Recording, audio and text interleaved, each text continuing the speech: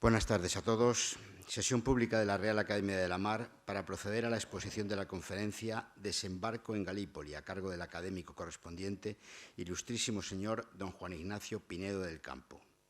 Excelentísimos, ilustrísimos señores, excelentísimas, ilustrísimas señoras, señores, sean ustedes bienvenidos a este acto que hemos organizado gracias a los buenos oficios de la Asociación Española de Ingenieros Navales, a la cual, una vez más, reiteramos nuestro agradecimiento. El presentador del conferenciante será el académico de número, ilustrísimo señor don Marcelino González Fernández, que tiene la palabra.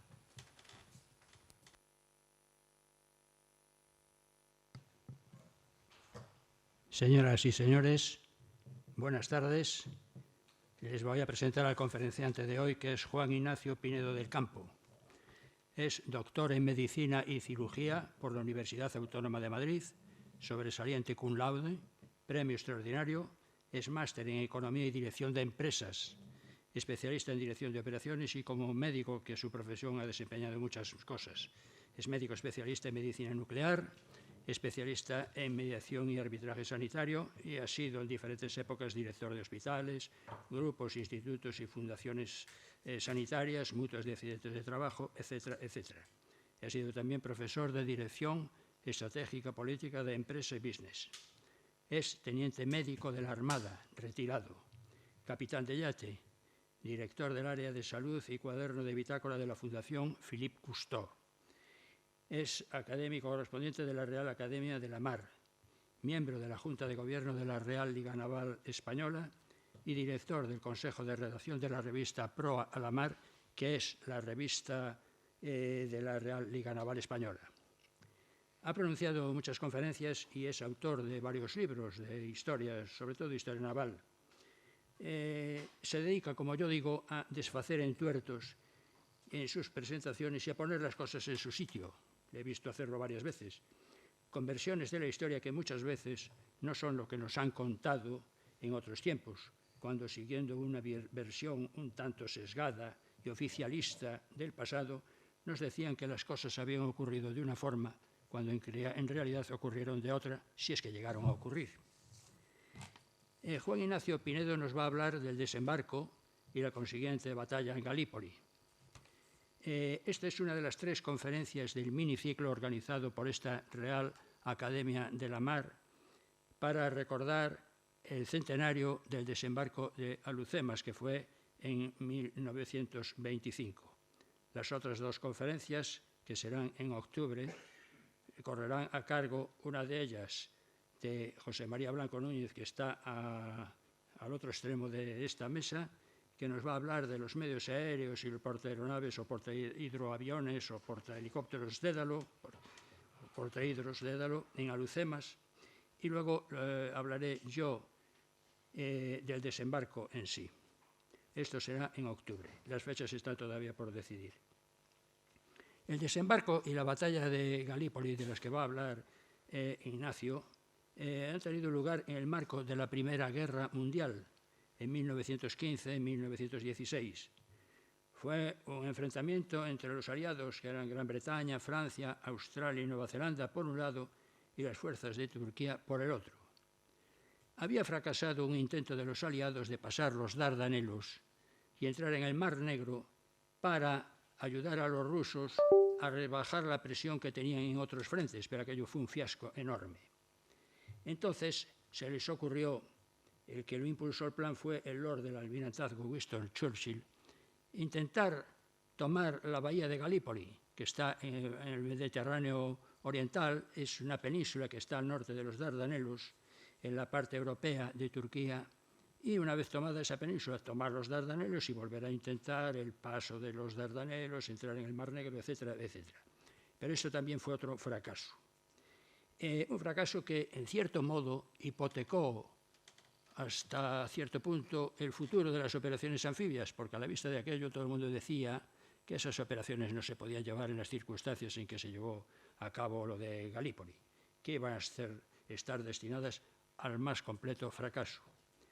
Tanto es así que cuando se estaba preparando el desembarco de Alhucemas 10 años después, en 1925, y poco antes del desembarco, nadie daba un duro, o mucha gente decía que iba a ser pues otro fracaso igual que Galípoli.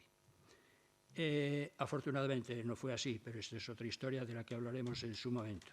Pero esta es la razón por la que Galípoli y Alhucemas están enlazadas, como un principio y un final de un proceso.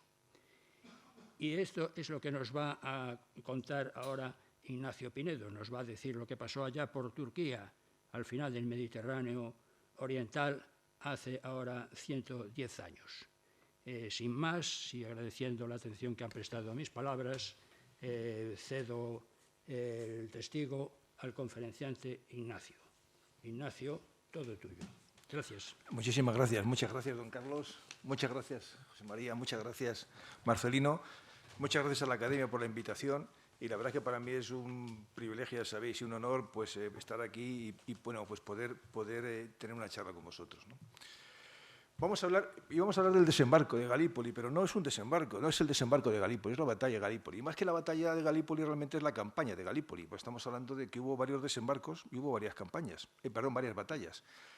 Llevó 10 meses y medio, desde el 19 de febrero realmente hasta el 9 de enero, que fue cuando se retira el último soldado aliado. Estamos hablando de 10 meses y medio. Fue una campaña de verdad. Una campaña de verdad en la que... bueno, aquí es lo que vamos a tratar hoy, el contexto, la fase naval, los planes aliados, el desembarco, en fin, una serie de cosas que se dieron allí muy complejas que hacen que, al final, pues, voy a ir haciendo también spoiler, al final, pues, se echase siempre la culpa al desembarco, cuando el desembarco ya veremos que, a ver, cada cosa tiene que estar en su justa medida, ya iremos viendo.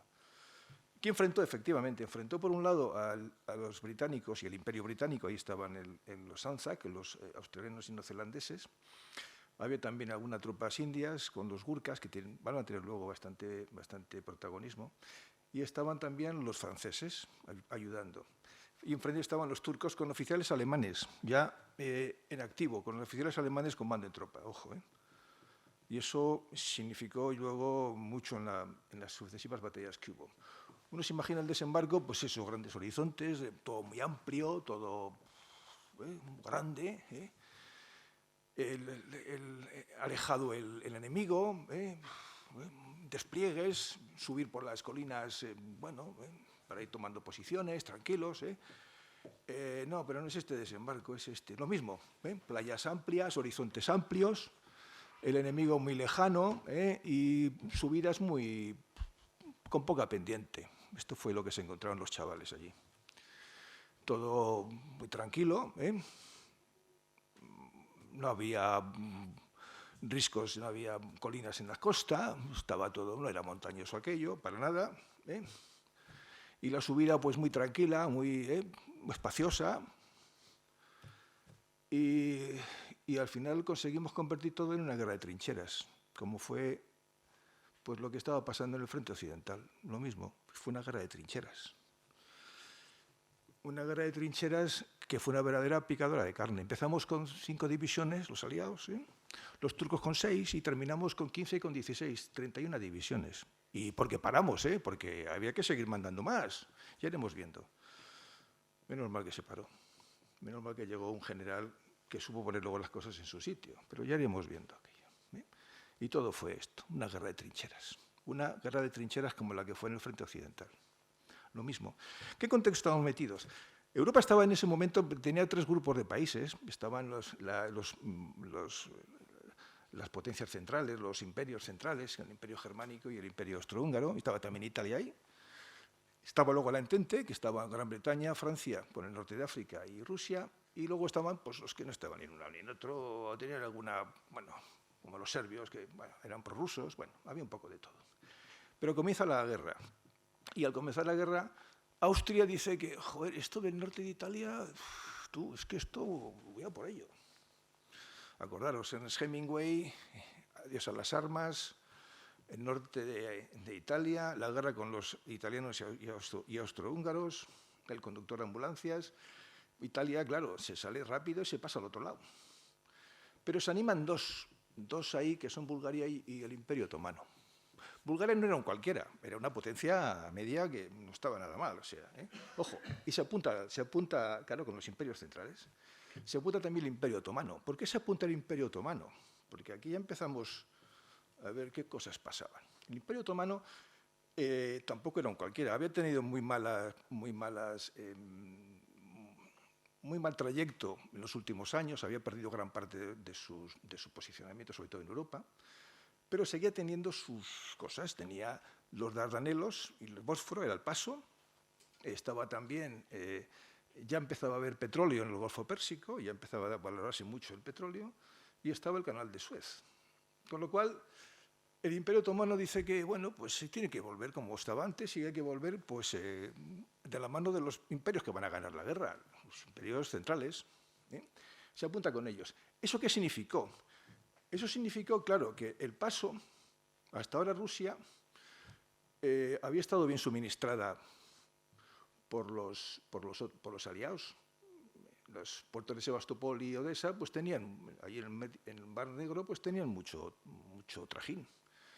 Pasaban por el Bósforo y el Mar de Mármara y los Dardanelos, y bueno, pues genial, no había ningún problema. En el momento en que el Imperio Turco pasa y se mete en la cuestión esta de la guerra, ya aquello queda bloqueado. Queda bloqueado y entonces, ¿qué hacemos ahora? El Imperio Turco quería fundamentalmente poner el énfasis en 2 puntos. Primero, cerrar lo que es los Dardanelos y el Bósforo. Y luego 2 puntos fundamentales. Por un lado, ir a Armenia y Georgia. ¿Por qué? Pues era su conflicto histórico con el Imperio Ruso. Y había que ir también al Mar Caspio, porque en Bakú ya empezó también a haber petróleo. Y por otro lado, pues ir al Cairo y cogerse el Canal de Suez. Qué bien. Y entonces, claro, bueno, el Imperio Turco, ¿quién estaba en ese momento? Estaban los jóvenes turcos. Si quitamos la aureola de romanticismo que les rodeaba, vemos que eran, bueno, pues habían cometido ya, y estaban cometiendo varios genocidios, el pueblo armenio, el pueblo asirio y parte del pueblo griego. Llevaban ya como 2 millones, 3 millones de muertos. Sobre todo eran expertos en matar mujeres y niños. Eran gente muy... Y deciden entonces, como primera medida, y es que comienza para mí realmente la batalla de Galípoli. Todo el mundo le llamamos batalla de Galípoli o campaña de Galípoli, menos los británicos que lo llaman campaña de los Dardanelos. Conducir por la izquierda al final lleva esas cosas. La batalla de los Dardanelos le llaman ellos, diferente de todos los demás. Bueno, aquí empezó realmente para mí la batalla de Galípoli, cuando los rusos el Imperio Otomano quiere llegar a Bakú. Quiere llegar a Bakú y el primer paso es ir a Kars. El primer paso es ir a Kars. A ver si me funciona esto. Aquí lo tenéis, Kars. ¿Para qué? Llegar aquí y coger también esta parte. Toda esta parte que tenemos aquí era lo que decían los turcos que los rusos les habían quitado y había que recuperar. Tienen que pasar aquí. Los mapas aguantan todo, si no sabemos leerlos. Aquí está el Monte Ararat y todo esto es esto. Una cordillera impenetrable. Y además a los turcos se les ocurre ir en noviembre. Claro, bueno, en noviembre, porque no hay rusos entonces ahí, pues aprovechamos y nos metemos ahí. Y se metieron ahí varias divisiones. Se calcula que entre 70 y 90.000 turcos mueren, la mayoría congelados.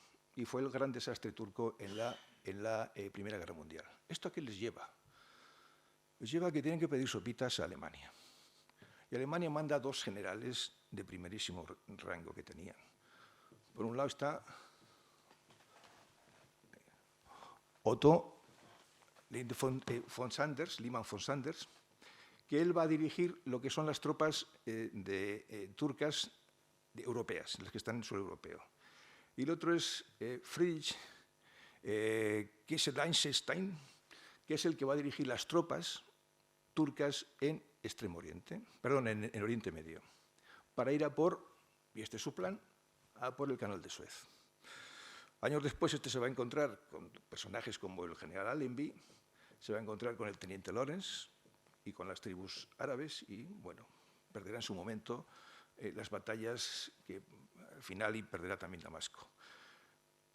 Los alemanes se lo estaban tomando muy en serio y habían montado en el cuartel general, en Berlín, una verdadera escuela de alto mando para mandar oficiales, mandaron 700, oficiales de alto rango al ejército turco, con Liman. von Sanders. Aquí tenemos la escuela, y preparándoles para mandarles allá. Y aparece, entonces, en escena, Winston Churchill. Winston Churchill era el primer Lord del Almirantazgo. En aquel momento, el Lord del Almirantazgo era el jefe del Almirantazgo y era un cargo político. Su segundo era el almirante Fisher, que era el Lord del Mar y era el mayor rango militar, pero estaba subordinado al rango político. Esto luego tendrá mucha importancia. Y entonces Churchill vivió 64 años de la política. Churchill se mete en política con 26 años y lo deja con 90. Muere con 91. Su obsesión siempre fue trepar. Trepar y mantenerse. Trepar. Por eso cambió. Hoy estaba con los Whigs y luego estaba con los Tories. Decía a sus oyentes que había días que se le despertaba y decía, joder, ¿hoy qué soy? No sabía a veces qué era, ¿no? Pero lo que sí que tenía muy claro es que quería demedrar como fuera. Y entonces él dice, pues ya está, aquí esto es fácil.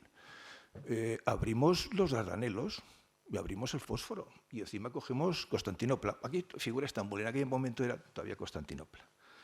Entramos en el Mar Negro, llevamos a Sebastopol y Odessa, todo con la flota, ¿eh? Todo con la flota. Llegamos al mar a Odessa y Sebastopol y estamos rompiendo además la ligazón entre los ejércitos turcos, europeo y asiático.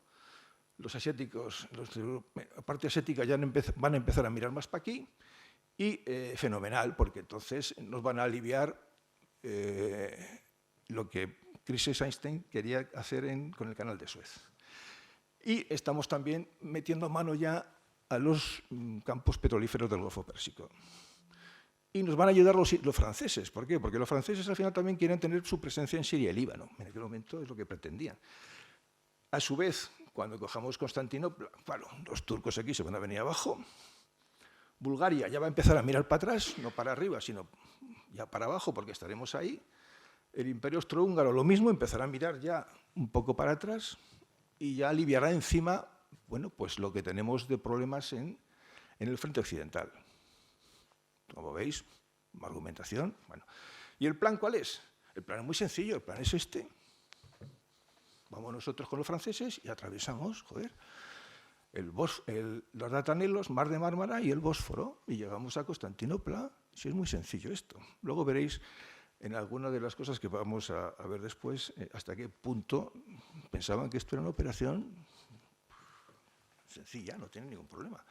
Es que tenemos estudios anteriores que dicen otra cosa. Nada. Fisher estaba temblando. Fisher es este, de aquí, de la izquierda. A la derecha está Kirchner, otro gran protagonista de la historia. Fisher, que dijimos que era el Lord del Mar, y Kirchner era el secretario de guerra. Kirchner era un personaje victoriano, era un general victoriano, decimonónico. Todas sus campañas habían estado siempre pues, en las colonias. Él nunca había peleado en Europa, siempre en colonias. Y siempre enfrente tenía pues, a quien tenía, es decir, pues, los rebeldes. Y, bueno. Él saca este cartel cuando empieza la Primera Guerra Mundial. También muestra de una gran imaginación, donde copia lo de que unas décadas antes habían sacado los americanos. Todo. Es que copia hasta el once y el you, todo lo copia. Todo. Este era Kirchner. Y es el gran vencedor de Omdurman. En Omdurman, donde mueren 10.000, no sé si derviches, bueno, eran, sí, Sudán y Etiopía, con el Mufti, y mueren 50 británicos. Joder. Ametralladoras, artillería, rifles nuevos, modernos, y enfrente tenían pues lo que tenían, nada. Claro, esto si lo pones así, y enfrente lo que tienes son gente con ametralladoras y artillería, ¿en qué conviertes esto? En una guerra de trincheras. Se ha convertido de pronto en una verdadera guerra de trincheras. Esta era un poco la mentalidad de Kirchner.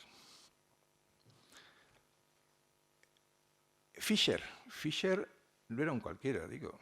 Fisher había profundizado mucho en implantando lo que es la tecnología del torpedo y el submarino como armas navales dentro de la Royal Navy. Él había sido el creador del concepto de crucero de batalla. Él impulsa mucho el concepto de dreadnought de los acorazados modernos, y él impulsa también mucho el concepto de destructor. O sea, y él es el que de verdad está sacando el cambio en la Royal Navy de carbón a diésel. No fue Winston Churchill, que luego se lo apuntó. Como buen político que era, sabía apuntarse también estas cosas. No, fue Fisher. Y Fisher ya le dijo a Winston Churchill, y aquí empieza tremendamente esta historia, de que de ir solo con la flota no era buena idea. Que lo que había que hacer era un desembarco ya. No ir con ninguna flota, porque además estamos avisando. Winston Churchill no estaba como para compartir cosas. No, mira, vamos con la flota y punto. Si quieres, metemos algunas unidades embarcadas, algunas unidades militares embarcadas, para que cuando pasemos, porque vamos a pasar, las ponemos en las orillas y que protejan aquello, ¿no? Que lo cuiden. Que no va a salir bien, que sí, fase naval. Y empieza. Sencillo, primero vamos a ir a por el estrecho de los Dardanelos, luego llegaremos al mar de Mármara y por fin el estrecho del Bósforo, con Constantinopla. Vale. El estrecho de los Dardanelos es este, aquí lo veis. Tiene que tener como unos 55 o 60 kilómetros, 6 kilómetros en algunos puntos más anchos, 3 de media, y luego está lo que se llama los narros. Los narros es esto de aquí, donde es kilómetro y medio aproximadamente. Entonces, llegamos a la fecha del 19 de febrero, donde el plan era muy fácil. Primero rompemos la entrada y nos hacemos dueños de la entrada. Primera parte de la fase naval. Segunda parte, iremos a por los narros. Un mes después. Aquí estamos en el 19 de febrero. A por los narros iremos el 18 de marzo. Un mes que los turcos no van a estar quietos. Pero bueno, era Winston. Y entonces, nada, pues a por ellos. Oye, Winston, pero no podemos sacar unidades navales del Atlántico. Nada, cogeremos unidades viejas, las que estemos llevando para el desguace. ¿De verdad? Sí. Y de pronto aparecen aquí el Queen Elizabeth, el acorazado más moderno que tenían. Estamos en febrero del 1915. El Queen Elizabeth lo ponen oficialmente en servicio en enero. O sea, llevaba un mes el que iba a ir para el desguace, ¿no? Y ahora están los irreductibles, infatigables, invencibles, en fin, toda una serie de acorazados, algunos de los cuales habían participado en la batalla con von Spee, contra von Spee en las Malvinas, y algunos ya de la misma clase los tenemos aquí. Con lo cual, no estamos hablando de barcos que iban a ir al desguace, estamos hablando de barcos muy modernos. De hecho, hay un momento, esto pasa después, en marzo, donde sale un comunicado, un parte oficial del almirantazgo, y salen los barcos. Y cuando uno mira los barcos que salen, todos menos dos son del siglo XX, todos menos dos son del siglo XX. Había dos del final del siglo XIX y dos del siglo XX, o sea que de desguaces manda barcos acorazados muy modernos. Eso que dijo no era verdad. La defensa de los Dardanelos estaba fundamentalmente estaba basada en unos fuertes en la entrada, que son Cabo Geles, que es la parte de abajo de la península. Luego los narros, era el punto fuerte, donde ahí había dos fortalezas con 88 cañones, algunos de 14 y 11 pulgadas, no era moco de pavo. Entre las dos cosas estaban ahí unas baterías intermedias. Está mal eso, porque son 4 fuertes en la parte europea y una en la parte asiática, es al revés. Y luego había, pues varias baterías móviles. Y había 10 hileras de minas, 300 minas, en 10 hileras, antes de llegar a los narros.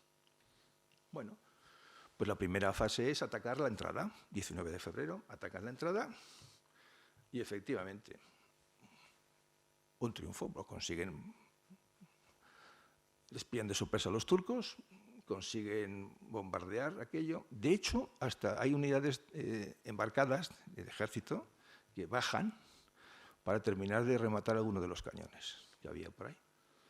O sea, fíjate si aquí no hubiéramos hecho el desembarco, porque el desembarco se hace también aquí. Una parte del desembarco se hizo precisamente aquí, 2 meses después. 2 meses después, más de 2 meses. O sea, los turcos estaban en 2 meses en que los turcos, hombre,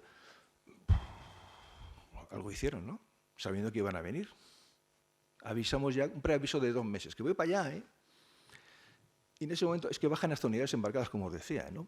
Y consiguieron destruir algunos de los cañones que con artillería naval no habían podido. Bueno, esto fue el parte del 20 de febrero, una flota al mando del almirante Carden, digamos, apoyado por con una flota francesa también de apoyo. Bien. Esto es lo que dijo el almirante francés en ese momento, en la Journal, al periodista que le entrevistó. Dijo, la toma de Constantinopla, para que veáis un poco el espíritu que había, la toma de Constantinopla es una operación marítima delicada, pero elemental, sin ninguna dificultad insuperable, por favor. Se trata simplemente de franquear el estrecho de los Dardanelos, unos 65 kilómetros de extensión, atravesar el mar de Mármara y forzar el estrecho del Bósforo. Sencillo, ¿no? No conozco al almirante inglés, a Carden, que dirige la operación, pero estoy seguro que la tendrá bien estudiada y de que al emprenderla de realizarla felizmente. La sencillez, ¿no?, del ataque. Pero aquí en la foto, cuando se comienza la segunda fase, que es el 18 de marzo, perdón, no está Carden. Carden había cogido la baja. Se había sentido mal. Yo me bajo del autobús me voy para casa. Me siento mal y no me da su segundo, de Royven. Aquí está de Royven con Jan Hamilton. Jan Hamilton es otro oficial, es un general, oficial victoriano, siempre también en las colonias, y le dan el mando de las tropas embarcadas. Bueno, y vente conmigo que vamos a ver el ataque desde aquí, porque vamos a hacer el ataque contra los narros, el 18 de marzo, un mes después del primer ataque, donde ya estaban los turcos, y sobre todo con sus jefes y oficiales alemanes, pues ya sobre aviso, ¿no? Habían tenido un mes. Ya la fase es de entrar. Aquí se está a bordo del Queen Elizabeth, misa a bordo, antes ya de llegar a los narros. Este es el que nunca estuvo allí, el acorazado que nunca estuvo allí. Y mandamos también los dragaminas, porque como hay 300 minas, mandamos dragaminas y vamos abriendo. Qué bien, vale, venga, pues vamos allá. Bien, toda la flota, llegando a los narros, como veis allá arriba, y se encuentran con hileras, esas hileras rojas que están a la derecha. Son minas. Es que han tenido un mes los turcos para hacer cosas. Pero mira dónde han puesto las minas. Qué tontería, ¿no? Las han puesto ahí. Igual piensan que vamos a desembarcar ahí. Nada, venga, vamos. Mándalos a los dragaminas. Los dragaminas estaban llevados por tripulaciones civiles, que en cuanto les caen algunos cañonazos y ven que la corriente que hay, porque había una corriente tremenda, pues como que se van. Me dicen que, mire, almirante, que por ahí nos seguimos nosotros. Bueno, Royven dice, pues nada, seguimos nosotros, vamos para allá. Flanqueamos y ya no pasa nada. Pero las corrientes les van llevando para allá. Y hay 6 acorazados, llegan a las minas. 3 se hunden y 3 se quedan muy tocados. Estamos hablando de una flota de 18 acorazados, de los cuales antes de llegar a los narros, antes de llegar al objetivo, ya habían perdido la tercera parte. 3 hundidos y 3 tocados. Esto es muy romántico, es cómo se hunde un buque francés, que es el Bouvet, ¿ve? Se ve cómo se hunde, aquí le sacamos a los chicos, les metemos aquí, les protegemos, estamos al lado de ellos, van las barcas a sacarles, iban 710 marineros más o menos, y no pasa nada. La realidad es esta, que se hundió solo, ahí no había nadie al lado. Esto es una foto del momento. Os sacaré muchas fotos de la zona, de la época. Aquí está, y poquitos minutos después ya se estaba hundiendo. Sigue sin haber nadie. 600 y pico están dentro, no salieron. Salieron el 10%, el 90% está ahí dentro. Pero estamos contando esta historia, que queda muy bonito, y la realidad fue esta. A continuación, pues lo mismo, el irresistible, el irreductible, el infatigable, bueno, pues uno hundido y otro muy tocado. Llega el océano, que lo ve, voy para allá también hundido. Joder, lo que digo, 3 hundidos y 3 tocados.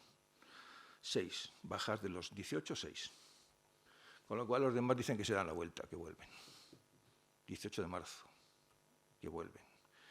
Y de Reuben le dice a Jan Hamilton, joder, qué suerte tienes, a partir de ahora tú vas a ser el que manda esto, porque ya nos han dicho de Londres que se acaba la fase naval, porque ya no hay más fase naval. Winston Churchill está que trina, porque claro, él lo ve como un tropezón en su carrera política, en su ascenso. Pero la cosa estaba clara. Y a Jan Hamilton le dicen, es que ahora te toca a ti. Tiene lugar la reunión de alto mando, donde ya pasan los trastos, bueno, ya la Royal Navy pasa, os deja el protagonismo. Vamos a hacer entonces lo que teníamos que haber hecho hace un mes, que lo haremos un mes después, porque el desembarco sería el 25 de abril, cuando la primera acción la hicimos el 19 de febrero, 2 meses antes. La segunda, que es esta, el desastre, fue el 18 de marzo. Y el 25 de abril es cuando mandaremos a las tropas de desembarco. Han tenido los turcos 2 meses para prepararse. Porque todo el mundo sabía en el Mediterráneo que las tropas iban a ir para allá. Todo el mundo lo sabía en el Mediterráneo, en esa parte del Mediterráneo. Bueno, pues nada. No, pero tienes 75.000 hombres. Ah, bueno, vale. Uf, qué bien. Sí, tienes 5 divisiones. Hamilton, 5 divisiones tienes. Tienes la 29 división, que esta iba a ir para el teatro de operaciones occidental, pero la mandamos para allá. Con lo cual, los jefes y oficiales del alto mando aliado del frente occidental estaba que trinaba. Pero luego te mandamos también 30.000 hombres del ANZAC. El ANZAC, el Australian New Zealand Army Corps, que suena muy bonito, muy bien, ¿no? 30.000, 2 divisiones, la división australiana y la división australiana neozelandesa. Nunca habían combatido, primera vez que salen de Australia los chavales. Eran chavales que unos meses antes, estaban en sus granjas. Eso hay 2 películas que lo retratan muy bien. Una de Peter Weir, que es Gallipoli, y otra la de El maestro del agua, la de Russell Crowe. Lo retratan muy bien. ¿De dónde proceden? Proceden de ahí. Estaban haciendo su vida normal de chavales. Todos mienten en la edad porque piden de mayores de 21 años, no es verdad. También lo saca Peter Weir en una de las secuencias muy bien, de cómo hacían la vista gorda, efectivamente. Y meten chavales de 17 años, 16, 18, que tenían ganas de venir a Europa a la aventura, lo veían como una aventura. Nada, porque además os vamos a llevar primero a Egipto, ahí os vamos a entrenar muy bien, y luego os llevaremos al frente occidental, vais a pisar suelo francés, y después os vamos a enseñar Gran Bretaña. Y vais a volver hechos unos héroes. Bueno, a las chavalas de vuelta en Australia no te quiero ni contar. Vale, y ahí van. Y cuando están pues, a medio camino de su preparación en Egipto, donde les enseñaron el estilo victoriano, o sea, grandes líneas, bueno, las trincheras, grandes líneas, ataques todos juntos, todos en grandes hileras, pues les llevan para Gallipoli. Oye, que no, tenemos una parada intermedia, antes paséis por Turquía. Bueno, no pasa nada. Vale. 2 divisiones. Luego está el cuerpo disciplinario francés. Oh, qué bien suena esto. Sí, 16.000. Casi todos eran de las colonias. Y luego habían metido algunos de la legión extranjera. Franceses, no, los franceses los tenemos en Francia combatiendo allí, en el Somme, en el Marne, todo. Uy, déjate. ¿Y qué experiencia tienen en combate? La que vais a coger pues, con vosotros. Bueno, no, los legionarios extranjeros tienen ya, sí, eso sí, pero son muchos, no, poquitos, la mayoría son de fuera. Bueno, y la Royal Naval Division, que esto es una apuesta de Winston Churchill. Ah, sí. ¿Estos quiénes son? Joder, suena muy bien, sí. Pues mira, son excedentes de la Marina, son gente que no había sido admitida para montar en ninguna división, pero luego hay Royal Marines también, algunos. Ah, menos mal. Estos son los 75.000 que iban. Experiencia en desembarcos, ninguno. No miento, la Royal Naval Division hizo un día de desembarcos en una de las islas del Egeo. Hostia, un día, para que sepáis un poco lo que es esto, el desembarco. Ah, vale, gracias. Aquí les vemos ya. Aquí abajo tenéis a la derecha los franceses, aguerridos. Abajo a la izquierda los australianos en Egipto, entrenándose en las llanuras de Egipto, en el desierto. Luego les vamos a meter una cadena montañosa, pero bueno, los entrenamos aquí. Está arriba a la izquierda la 29 División. Todo está en la isla de Lemnos para embarcar. Y aquí tenemos a Hamilton pasando revista a la Royal Naval Division, la que sonaba también, ¿no? Los planes son muy sencillos. Tenemos dos zonas de desembarco. Abajo Cabo Geles y arriba a la izquierda zona de desembarco de Anzac, bien llamado así, ¿no? Los franceses hacemos que vayan unos pocos, uno de las brigadas, como que va a desembarcar en la parte turca asiática, cerca de Troya, por cierto. Y los metemos las otras brigadas aquí, en Cabo Geles. Bien. Y la Royal Naval Division hacemos que vaya arriba, donde pone Saros, ahí, que hay un saliente, ahí. Hacemos como que van ahí, al comienzo de la península, pero realmente van a venir otra vez aquí a Cabo Geles. Entonces vamos a concentrar en los dos sitios. Bien, genial. Y aquí salen las tres lanzaderas. O sea, en las tres lanzaderas vais viendo aquí los franceses, una brigada que van aquí a Cuncale, luego los británicos que van aquí a Cabo Geles y los Anzac que van a llegar aquí a la zona de desembarco de ellos. Esto es después, esto va a ocurrir ya en agosto. Ahora estamos, como dijimos, el 25 de abril. Y bien, aquí tenemos las zonas de desembarco. Aquí las 5 playas, aquí abajo, las 5 playas en Cabo Geles y la zona esta de aquí, veis que Cabo Tepe, aquí. ¿Por qué? Porque aquí hay una llanura estupenda donde se van a meter los Anzac, en esta llanura estupenda, 2 montañas menos esto. Entonces les meteremos aquí para que cierren este paso. Van a cerrar este paso para que los turcos que vengan por acá ya no pueden llegar y entonces la 29 División con los franceses y con la Royal Naval Division pues profundizará y podrá llegar aquí, a los Narros. Es sencillo. ¿Sí? Qué bien. Pues venga, vamos a moderarnos a ello. Aquí van las 5 playas en Cabo Geles. Aquí veis los días en los que tenían que ir atacando y cogiendo terreno. Va a llegar a Kritia. Kritia luego fue una verdadera matanza la que hubo posteriormente. Hubo hasta 3 batallas en Kritia. Ya veremos después eso. Y Nachibaba, la cima que había ahí, para después bajar ya a la fortaleza europea de los Narros. Y aquí está Cabo Tepe con los australianos.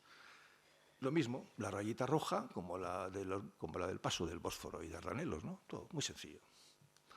Para llegar y cerrar aquello. Pero se equivocan. Hay un error en el desembarco neozelandés y australiano. Cachis. No llegan a Cabo Tepe. Se equivocan y van aquí arriba. Lo que luego se llamó eufemísticamente, posteriormente, la cala Anzac o Anzac Cove, ¿no? Para que, hombre, que todo el mundo piense que lo hemos hecho adrede, que ya le habíamos puesto el nombre y íbamos allí. Mentiroso. Que os equivocaste. Ahora vamos a ver por qué la equivocación lo que tuvo lugar. Anzac Cove, vale. Y entonces, en lugar de venir aquí, hemos venido aquí. En lugar de meterles en la llanura, les hemos metido aquí, perdón, lo estoy dando mal, aquí, les hemos metido aquí dentro, Anzac Cove. Esto es una cadena montañosa, imposible de ir aquí a Cabo Tepe. Las montañas llegan hasta el mar. Pero es que aquí, ¿cómo es la subida? ¿La subida? La subida es esto, visto desde tierra. Esto es la subida, estos son los caminajos de subida que hay a las colinas que están cerrando aquello. Visto desde el mar, visto desde el mar. Visto desde el mar es esto. A los chavales, a los 30.000, les hemos metido aquí dentro. Ahí están todos. Y esta es la subida que hay para llegar aquí arriba, donde están los turcos esperando, que llevan 2 meses esperándonos ya. Les hemos metido que suban por aquí. Y les hemos entrenado en Egipto. ¿Ah? Muy bien, ¿no? Qué bien pensado todo. Y luego los franceses que van a Cuncale. Estos son el alto mando francés. una brigada en Cuncale, aquí cuando se están montando ya para el desembarco, en Lemnos, todos aquí montándose para el desembarco en Lemnos. Y entonces, nada, aquí veis la zona de Galípoli era eso, montañas, montañas y montañas, riscos y vaguadas, riscos y valles, colinas y colinas. Eso es Galípoli. Y la única zona que había de llanura, en Gapa-Tepe la hemos perdido, porque nos hemos equivocado de desembarco y hemos ido 2 kilómetros, 1,5 kilómetros, 2 kilómetros más al norte. ¡Cachis! Bueno, llega la parte de artillería naval en Cabo Geles, ¿no? Vale. Y aquí estamos metiendo a los chavales en estas barcazas. En estas barcazas, todas llenas ahí, todos apiñados. Y así les mandamos. Claro, cuando enfrente tienes... Esto me recuerda cuando hice el trabajo sobre Nelson y el desembarco en Canarias. 100 años antes. Es que era igual. Pero claro, antes ahí tenías fusileros. Aquí lo que vas a tener enfrente, ¿qué son? Ametralladoras. Joder. ¿Y les llevas todos juntos? ¿Y enfrente están las ametralladoras? Bueno, bien. Nada. Aquí la artillería también llevándola. Bueno, aquí veis otra foto del momento, donde se está viendo los lanchones que estaban llevando, vamos, los remolcadores que estaban llevando los lanchones detrás, todos sujetos, uno a uno. Aquí 3 hileras y aquí 2, para llevarles aquí. Aquí van los irlandeses y Lancashire, la primera oleada. Entonces, llegamos cerca, soltamos y a remo que lleguen, todos juntos. ¿Y aquí quiénes están? Aquí había algunas escuadras. Hubo, por ejemplo, 3 escuadras que sumaban 150 hombres, ¿eh? O sea, 150 hombres de turcos, 3 escuadras, esperando a los Lancashire, cuando llegan los Lancashire. En las primeras andanadas mataron a 500 y pico, casi 600. Eran 1000. Porque venían todos juntos. Y tú con las ametralladoras y 150 turcos se cargan a 600 Lancashire, que era la punta de lanza de la primera oleada. Había 2 puntas de lanza, esta es una. Ahora hablaremos de la otra. Porque les habíamos llevado todo junto frente a turcos que estaban ahí esperándonos con ametralladoras. Y no mataron más porque, coño, se quedaron sin balas. O sea, la munición ya no daba más de sí. Y eran secciones iniciales. El grueso estaba arriba, entre los turcos, esperando a ver por dónde iban a llegar al final estos, ¿no? Había 2 divisiones esperando de turcos. Pero habían puesto una serie de escuadras abajo, en las playas. Y solamente esas, pues eso. Llegaron también, la otra lanzadera era de los irlandeses. Al final de la campaña, de los 1.100 irlandeses que iban, me sobrevivieron 17. Luego, cuando volvieron a Irlanda, montaron lo que montaron, porque ahí fue cuando surge el espíritu republicano irlandés. Esta era la otra punta de lanza, el River Clyde, una idea genial. Mirad, como en la primera oleada van a ir los 2.000, los que hemos visto antes, y van a ir también otros 2.000 metidos en este barco, el River Clyde. El River Clyde es un carguero que lo que hacemos es meterle en el muelle de allá. Abrimos los portones y salen 2.000 soldados que tenemos dentro. Así duplicamos y metemos 4.000 en una primera atacada. Aquí van 2.000. Problema. Es que los portones de salida solo permitían la salida en fila india. Y encima, claro, con estas rampas y estas pasarelas. Y enfrente los turcos con ametralladoras. Y iban saliendo, claro. Los primeros 200 que salen llegan a cubierto 21. 21 de 200. Claro, tú estás aquí dentro, eres el número 500, han salido 500 delante tuyo. Claro, a ver, 500 delante tuyo, esto no lo han despejado así, ¿eh? O sea, no, aquí te encuentras un montón de cuerpos ahí. Muchos cadáveres y muchos heridos y malheridos. Tú ya no sales corriendo como una rampa, tú tienes que ir sorteando cuerpos en el suelo. ¿Y enfrente tienes francotiradores y ametralladoras? ¿Y tienes que recorrer todo esto? ¿O todo esto por el otro lado, por la otra banda? o la banda de babor. Tienes que recorrer todo esto y la de estribor, la de babor.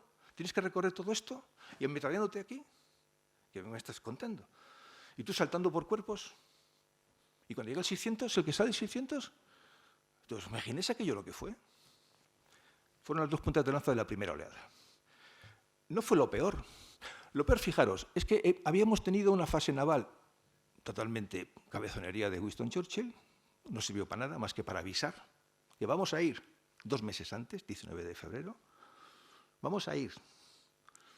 Con lo cual los turcos ya habían tomado buena nota, ya se estaban preparando, y nos encontramos con que todos son riscos, todos son cadena montañosa, todos son cotas. ¿Y qué hacen estos cuando llegan? Bueno, porque ya los turcos, las escuadras ya se habían marchado, se habían quedado sin munición. ¿Qué hacen estos cuando llegan? Pues lo toman con calma, hay que bajar todo bien, colocar las cosas bien, todo bien ordenado, sin prisa.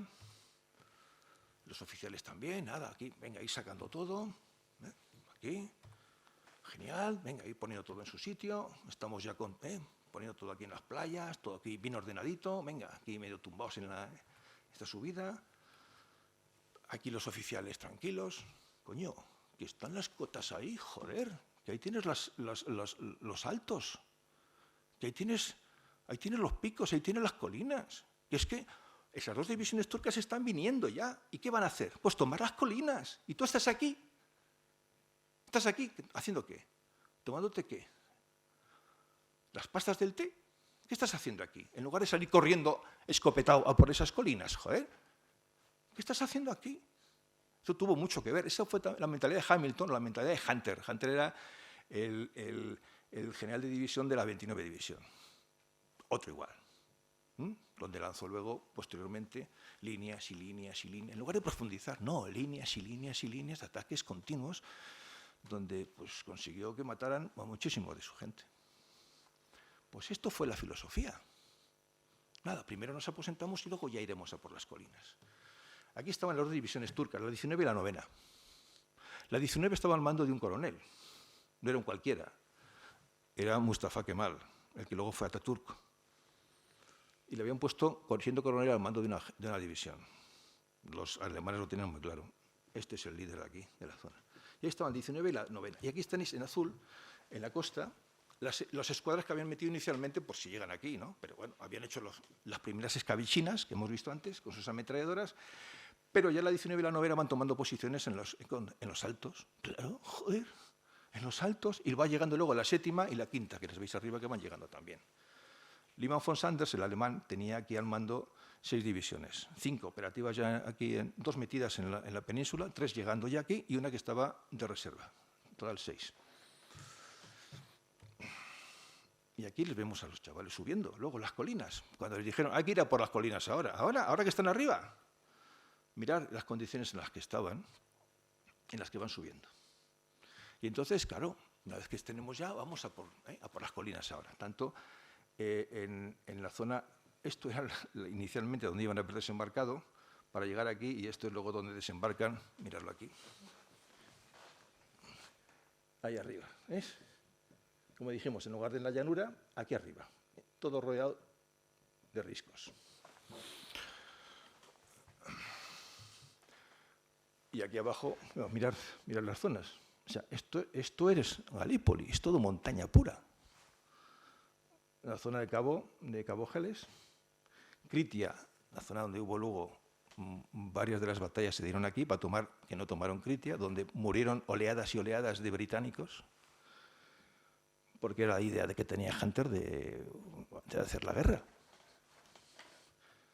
Y luego, la zona de aquí, para aquí está, Anzakov, que la tenéis aquí, ¿no? Con las montañas que hemos visto. Vale. Esto era esto es lo que había. Todo esto, y aquí está Kemal, este es Ataturk. Coronel que enseguida se coge. Esto no perdió tiempo, o sea, en cuanto vio el panorama, vio que las escuadras suyas estaban parando abajo lo que podían el desembarco y haciendo escabechinas con sus ametralladoras, dijo, pues joder, yo me cojo mis 3 regimientos que tengo aquí ahora, tenía más, pero bueno, ahí tenía 3, Si coge para él, que era mejor, sale escopetado con ellos. Este no perdió el tiempo, este no tomaba el té. Sale escopetado a por las colinas. Y dio la orden de que los dos siguientes le siguieran inmediatamente en cuanto estuvieran pertrechados. Con su estado mayor.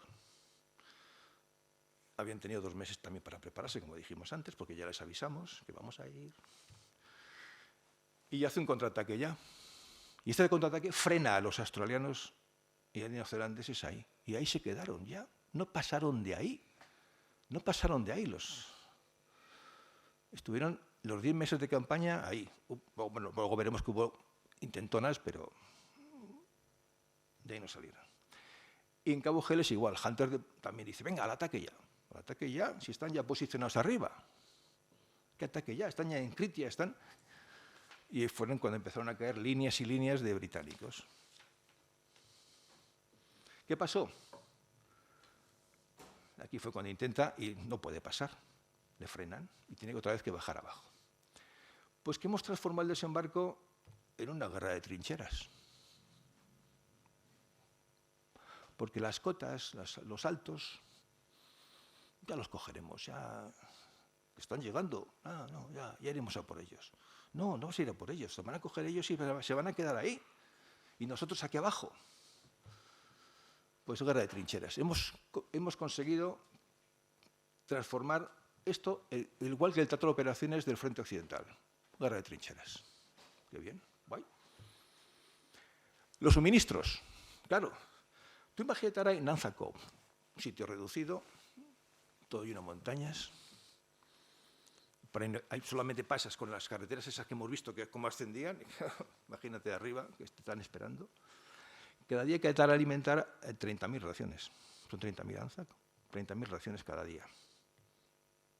Ahora os voy a hablar como médico también. Son 30.000 cacas cada día. Pequeño detalle, ¿verdad? 30.000 cacas cada día son 1 millón de cacas al mes.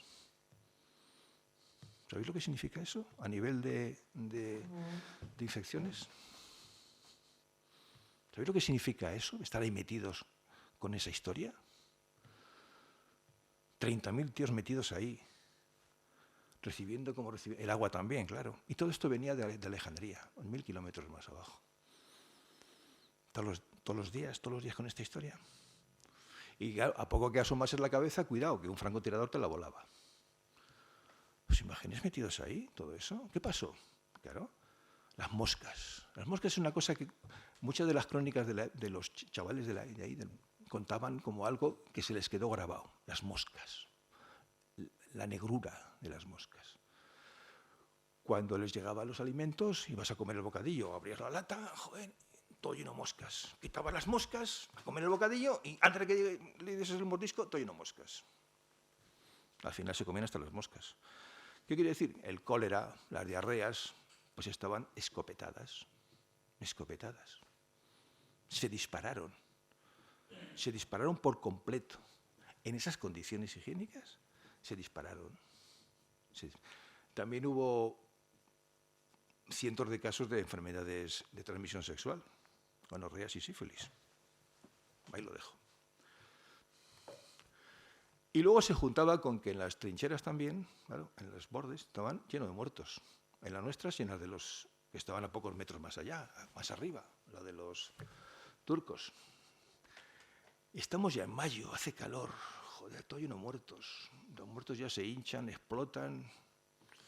Esto era Galípoli, sí, claro. Olvidaros de la película de Mel Gibson. ¿Y qué pasaba? Que, claro, más enfermedades, más moscas, más enfermedades, más todo. Llegaba un momento que ya dijeron, bueno, periódicamente ya lo hacían, ya llegaba el acuerdo. Mira, cogemos y paramos un día y enterramos. Enterramos es, a ver, es un decirlo, enterramos. No les podían enterrar, eran tantos, eran miles. ¿Qué hacían? Pero si aquí tenemos riscos y vaguadas, joder, pues ya está, todos ahí dentro, ya está. Echamos todos en los riscos y vaguadas y cubrimos con tierra. Y fue lo que se hizo. Claro, también estaba el tema. Vamos a ver, estamos nosotros aquí, los turcos están unos metros más allá. Hay muertos de los dos en los dos lados. ¿Qué hacemos? ¿Ir cada uno por los suyos? No, mira, esto es muy... No, déjate. Pragmatismo británico. No, todos juntos. Tú los tuyos, que están allí, y yo los míos que tengo aquí. Y me dieron todos juntos.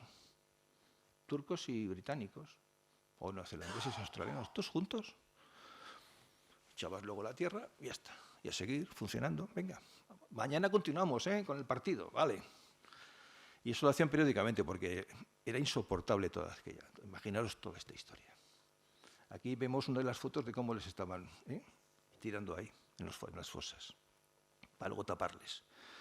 Eso hicimos con los chavales de Australia y Nueva Zelanda, que llevaban allí su tiempo con sus ilusiones. Y el hospital de campaña, hospital, ¿veis? Sitio controlado, sano, todo muy aséptico, todo muy... ¿Os imagináis que este es un lanchón que va a ir a un barco hospital? No, ¿qué coño? No, a ver, no, aquí es todo más sencillito. Estos son lanchones que tenían allí y allí les metíamos a los chavales, ahí estaban. Con lo cual, la mortandad, pues imaginaos también cómo se disparató, ¿no? Porque aquí las condiciones también de infecciones, imaginaros cómo eran. Y aparece otra vez Winston. Pero Winston, ¿dónde estabas, joder? Y aquí estoy otra vez. Es que ya está la solución. Porque le habían dicho, oye, yo creo que nos tenemos que ir de aquí. No.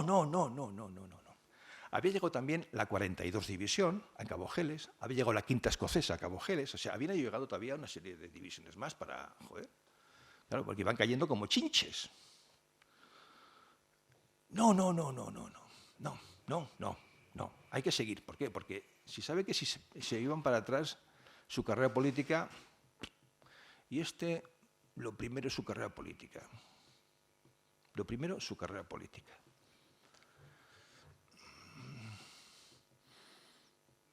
Mandamos 5 divisiones más. Solución. ¿Así? Sí, hombre, al mando del teniente general Stofford, otro victoriano. Era su primer experiencia de mando de división corporal, de un cuerpo de ejército. Su primera experiencia de mando. ¿Y le mandas aquí? ¿A Stofford? Sí. Va para allá. Ah, qué bien. Ya no me funciona esto. No me funciona. No me funciona, no pasa ahora esto.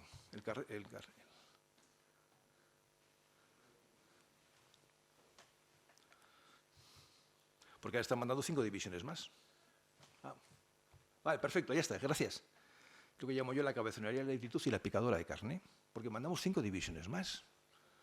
Fijaros, aquí tenemos dónde estábamos después. Estamos en agosto ya, o sea, habían pasado ya unos cuantos meses. Aquí tenemos, a ver aquí si sale. Estoy más torpe yo para esto. Aquí estamos viendo Anzac y estas son las líneas turcas y las australianas y neozelandesas. Bloqueados, guerra de trinchera.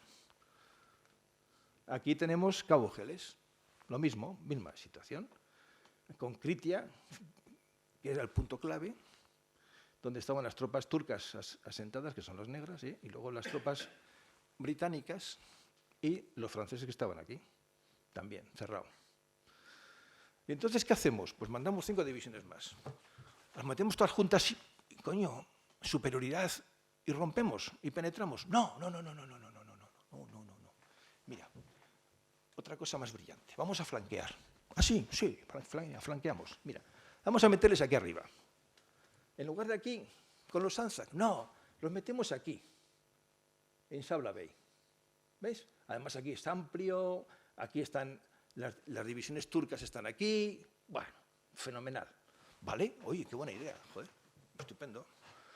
Y aquí veis un poco el punto son los que habían llegado después de varios meses. Esos eran sus cabezas de playa, que no pasaron de ser ahí, con la guerra de trincheras que habíamos dicho que estaban en los bordes. Y aquí en Sula Bay metemos 5 divisiones, inicialmente 3. Stofford estaba en el barco, no estuvo abajo. Stofford ya en ese momento ya existía la dirección digital, ya a distancia. Este estaba en el barco, para meter yo ahí. Venga, Y entonces los ANZAC dicen, joder, ahora es el momento, porque si estamos nosotros dos aquí, 2 divisiones y 3 que vienen ahí, ahora sí podemos hacer un ataque conjunto. Estos pueden flanquear, nosotros venimos por aquí, flanquean y estupendo. Y Hamilton aprueba la operación. Sí. Bien, fenomenal, porque al final estamos hablando de esto. Estamos aquí, los australianos y neozelandeses, y ellos están aquí. Genial, tú, para venir aquí a Chunuk-Bair. Perfecto. 5 divisiones, tú, metemos ahí. Y va Storford y dice que... Mira, es que os han contado mal de qué he venido yo aquí. Mira, yo he venido aquí para montar un cuartel de invierno, porque ya estamos en agosto, va a llegar el invierno. Yo ya tengo aquí ya mis 3 divisiones, voy a quedarme aquí, y si luego resulta que os podamos ayudar, os ayudamos. Tal cual. Oye, que Hamilton dice... Mira, yo tengo lo mismo que Hamilton, ¿eh? Somos iguales. Él no es mi jefe. Y se quedó ahí. Lo mismo, misma técnica de desembarco, con tranquilidad para hacer el campamento. Ya no había 3 divisiones turcas, empezaron a llegar más. Luego veremos lo que pasó. Y estaban aquí, lo mismo, con calma, sacando todo, colocándolo todo bien. Joder, qué bien, qué gusto, tú, macho. Y mientras los australianos tienen que ir arriba, solos, pensando que iban a venir y no vienen. Tienen que ir solos. Lo mismo, ¡pi! Al ataque. Por aquí, por estos riscos. Aquí, esta era la colina arriba del todo. No os engañéis, estas lápidas, aquí no hay nadie enterrado dentro. Puede haber algunos soldados desconocidos, pero aquí no hay cuerpos metidos. Los cuerpos están, como decíamos, abajo, en las trincheras y en las vaguadas esas, cubiertos de tierra, todos juntos. Aquí no hay, lo que pasa es que luego sabes los que faltan, porque ya pasas lista. ¿Habéis visto Zulú? Pues cuando pasa el sargento luego, después de la batalla, va nombrándoles uno a uno. ¿Quién está? Fulanito. Bueno, vivo. ¿Quién no está? No contesta. Muerto. Pues te da igual. Ahí se acaba la lista de muertos, así de esa manera, pasando lista. Y van llegando aquí. Y mira, aquí hay a la derecha del todo una brigada india. Es que era de Gurkhas. Estos sí sabían combatir en terreno montañoso. Y llegan ahí, por otro lado. Nosotros vamos por otro lado, buscamos la vida por otro sitio. Y van llegando. Y aquí pasó lo que se llama los 7 minutos. ¿Los 7 minutos qué es? Que habían dicho la artillería naval. Nosotros pegamos pepinazos a los altos, en Chunuk-Bair, para que los turcos ya se tengan que esconder. Y a las 12:08 dejamos de disparar. Pero a las 12:08 tenéis que estar allí encima, porque estos van a salir y se van otra vez a posicionar. Vale. Venga, pues pum, los turcos metidos dentro, joder. Con todo desarmado, no había nadie fuera, claro. Terminan 12:08, 12:09, 12:10. Los turcos, joder. Oye, salir, vamos otra vez a colocar nuestras ametralladoras y nuestras posiciones de tiro. Se colocan otra vez ya los turcos. 12:10, 12:11. Venga, ¿estáis preparados todos? Sí, todos cargadores, sí. 12:13, 12:14, 12:15. ¡Pi! Y salen los neozelandeses y australianos. 2000 y pico murieron en la primera tanda. 7 minutos de retraso, vienen esas cosas. Habían dicho a tal hora, dejamos la artillería, a tal hora tienes que salir. No salieron. 7 minutos más tarde. Bueno, mientras tanto, ocurre otro despropósito. Llegan los Gurkhas y toman la colina Q. La primera vez, después de tantos meses, que los aliados han tomado una colina. Joder, y además, importante, estratégica. Y de pronto les empieza a caer artillería. ¿Pero quién nos dispara? ¿Dónde están los turcos con los cañones si no tienen cañones aquí? Eran los barcos, que habían tenido un pequeño error. Pensaban que eran tropas, claro, porque ¿quién iba a pensar que habían llegado allí alguien? Pensaban que eran tropas turcas. Los pocos sobrevivientes turcas que salieron todos corriendo, tuvieron que abandonar la colina. La única vez que se consigue una colina en Galípoli fue esta. Tuvieron que salir corriendo porque se jugaron la vida. Murieron la mayoría. Pues esto fue lo que pasaba también. Estas cosas pasaban aquí en Galípoli. ¿Es un tema de desembarco esto? No es un tema de desembarco, ¿eh? Esto es otra cosa distinta. Y al final en Chunuk-Bair, claro, viendo lo que pasa, pues hacen un contraataque otra vez al mando de Kemal, de Mustafa Kemal. Y vuelven otra vez a las líneas iniciales donde estaban, donde se tenían que quedar abajo, en la cabeza de playa. El contraataque fue fácil, porque ellos subían por aquí, no tenían otra posibilidad. Por lo tanto, el contraataque fue sencillo por parte de los turcos, sobre todo cuando tenían gente con determinación al frente y que conocían el terreno. Estamos metiéndoles por aquí, con lo cual, pues, os recuerdo por donde le metimos a los chavales, con lo cual hizo otro despropósito, otro apaño en las líneas de los Anzac. Y esto fue las 3 divisiones de Stafford. Mientras tanto, como se tomó todo con calma, pues nada, cuando se mete para adentro, las 3 divisiones se encuentran con que ya habían llegado los turcos, joder, también, hostia, también están ahí, también estaban ahí, sí. Y entonces también guerra de trincheras.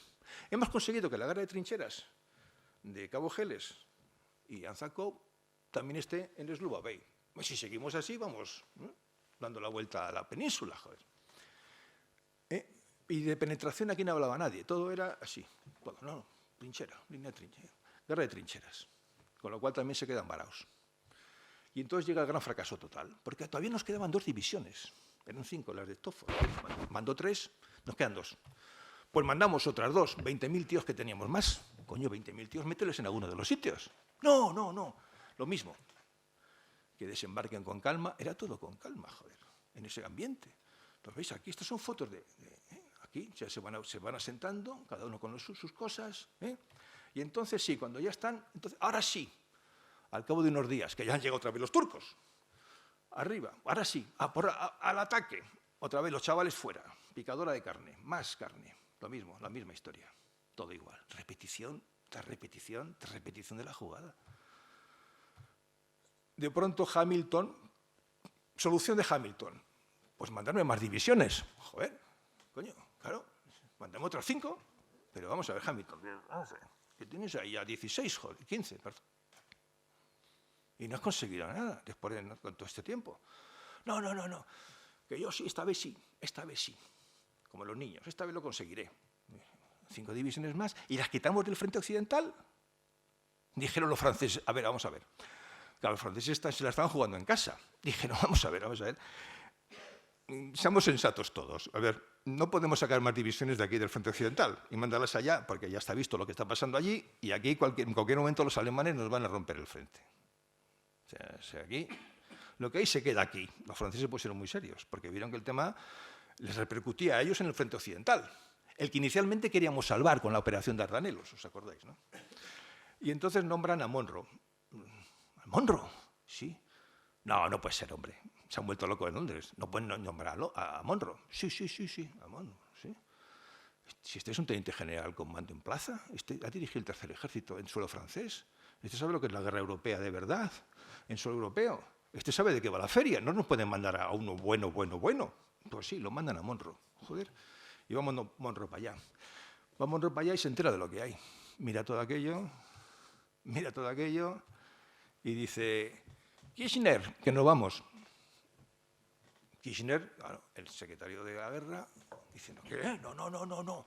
¿Y cómo se lo explicamos además a Winston? No puede ser. Que nos vamos. Sí, no puede ser. Pues vente para aquí a verlo. Y Kirchner fue para allí. Aquí le vemos, por ejemplo, con Bitburg, con el teniente general australiano-neozelandés, con el Lanzac, viendo lo que había. Esta foto me encanta. Esta foto es de un lenguaje no verbal increíble, donde veis a Monro y a Kirchner. Monro, Kirchner, no vamos. Pues vas a tener razón, joder. Kirchner, sí o sí, es que nos vamos a ir. Es que esto no podemos seguir aguantando. Mira el lenguaje no verbal. Y Kirchner, pues tiene razón, hay que abandonar esto. Kirchner también sabía que eso significaba su debacle política, porque se había empeñado también junto con el Winston Churchill de ir a y que nos vamos. Y nos vamos. Y se fueron. Esto es del día anterior a las marchas, tanto en Anzac Cove como en Cabo Geles. En 2 días, en menos de 48 horas, evacuaron Anzac Cove y Suvla Bay. Estamos hablando de 7 divisiones en 2 días. 7 divisiones evacuadas en este teatro de operaciones. ¿Bajas? 0? Pues no puede ser, joder, he leído mal. Y el 8 y el 9 de enero, otras 48 horas, los de Cabo Geles. Otras, no sé cuántas había ahí, 7 o 8, no sé cuántas divisiones había ya, y perdí la cuenta. También bajas 0, o sea, sacamos 83.000 hombres de ahí metidos, en 2 jornadas de 48 horas cada una, en ese teatro de operaciones, 83.000 hombres. Eso sí, estamos dejando atrás, se calcula que entre 47.000 y 57.000 muertos aliados. Sacamos hasta los caballos, los vehículos, cañones pesados. ¿Y me estás diciendo que todo esto con 0 bajas? Sí, con 0 bajas. O sea, las cosas se pueden hacer bien cuando tienes al mando gente que hace las cosas bien. Consecuencias. Pues va a decir que aquí que todo esto es mentira. O sea, aquí solamente aquí falta que salgan con los mecheros y cantando Imagine, porque todo esto es mentira. Aquí no hay nadie enterrado, joder. Están todos tirados abajo en las vaguadas que había. Ahí están todos tirados. Y mezclados. Turcos, ingleses, franceses, todo mezclado ahí. Aquí pondrían alguno, pues como el soldado desconocido. Pues. Y luego sí, las lápidas pues, de los que no contestaron cuando pasaste entrevista, claro. Entre 46.000 y 57.000 muertos ingleses, perdón, aliados. Aquí tenéis un poco las cifras. Se calcula que hubo en total entre muertos, heridos en combate, heridos no en combate, pero por el día a día, enfermos, infecciones, unos 220.000, 230.000. Se habla de 500.000 en total, porque los turcos también parecido, de bajas, y todo. Y los muertos turcos no se saben cuántos fueron. Se calcula que fueron 87.000. No lo saben ni los alemanes. Los alemanes tampoco sabían cuántos muertos tuvieron. Para que un alemán no sepa cuántos muertos ha tenido, joder, imaginaros cómo fue la cosa. Pues no lo sabían los alemanes. Y el Ivan von Sanders, pero no lo sabéis, que no, jefe, que no lo sabemos. Bueno. Ahí murió gente. Por ejemplo, este es Mosley. Mosley era un científico muy importante británico que iba a llegar al premio Nobel. De hecho, ese año se le había propuesto como premio Nobel. No le iba a sacar, pero sí sabía que en su carrera iba a lograrlo, ¿no? Teniente, un francotirador, pues lo dejó ahí seco. Desde entonces el gobierno británico dijo que no había que mandar determinados científicos a las guerras. La Segunda Guerra Mundial ya lo aplicaron. Dijeron que había gente que no tenía que salir de allí. ¿Qué pasó también? Os hemos hablado de los irlandeses. Los irlandeses, cuando luego volvieron a casa, los que pudieron volver, pues dijeron, mira, oye, que hemos pensado que para luchamos por nosotros, o sea, luchamos por Irlanda. O sea, esto diría morir por los británicos y encima nos dirigen como nos han dirigido, mira, déjalo. Nosotros, y ahí salieron Michael Collins, Connolly, Edmond de Valera, el Viernes de Pascua, y surgió el sentimiento independentista irlandés. Me dijeron, mira, nosotros nos vamos a apañar nosotros solos. Oye, que nos vamos, que nos bajamos de la Gran Bretaña. Winston. A Winston ya le dijeron, mejor desaparece un tiempo, porque es bueno que luego tú vuelves a la cosa política, porque ya le echaba a la gente la culpa, imaginaros, ¿no? Porque el tema siempre empezó ahí, empezó porque hubo que hacer esa fase naval, sin se sabía que no iba a ir a ningún lado. Haber hecho el 19 de febrero, cuando haces el primer ataque, y además lo haces a Cabo Geles, que luego vas a desembarcar 2 meses después las tropas, joder, desembárcalas ya en ese momento, y luego vete a por los altos, coño. Y ahí lo hubieras conseguido, porque no estaban los turcos ahí preparados, no estaba la 19 División, no estaba la 9 División, no estaban ahí todavía. Ahí era el momento de haberlo hecho. Aquí haces una fase naval. Desembarca ahí en ese momento. El 19 de febrero, joder. Bombardeas Cabo Geles como lo hicieron, y en lugar de desembarcar varias unidades que desembarcaron para terminar de romper los cañones, no, desembarca la 29 División, joder. Y tómate ya ahí en ese momento las cimas. Pero él quería la medallita naval para él solo. Y aquí pues se reengancha, se va a Bélgica con los fusileros escoceses, va de comandante con rango de teniente coronel, siendo comandante. Y aquí la veis con el uniforme. A ver, no os equivoquéis tampoco. No estuvo, aunque te digan, no estuvo en primera línea. Este estuvo en un pueblo que se llama Poltergeist o algo así parecido. Era el sitio donde las tropas británicas que estaban en el frente cuando les daban 2 o 3 días de descanso iban a descansar. Era sitio de descanso de las tropas que estaban en el frente. O sea, imaginaros, los que están ahí con él, pues eran hijos de lores, o algunos también había. El que está a su derecha, a la izquierda de la foto, sentado, ese fue también líder del Partido Laborista posteriormente después. O sea, son gente que queda muy bien ponerte el uniforme y sacarte la foto. Yo he estado en Bélgica, hostia, pero no haber pisado de verdad batalla. Pero queda muy bien la foto. Y a los pocos meses vuelve y le nombran ministro de Armamento, porque este seguía con su cosa. Oye, que han muerto 46.000. A su historia. Cuando luego saca en la Segunda Guerra Mundial la famosa historia de hoy pelearemos, ¿os acordáis? En los aeropuertos, y pelearemos en las calles y en los campos, y se le escapó, y pelearemos en las playas. Dicen que algunos de los contrarios en el Parlamento dijeron, Winston, ¿en qué playas? ¿En las de los Dardanelos?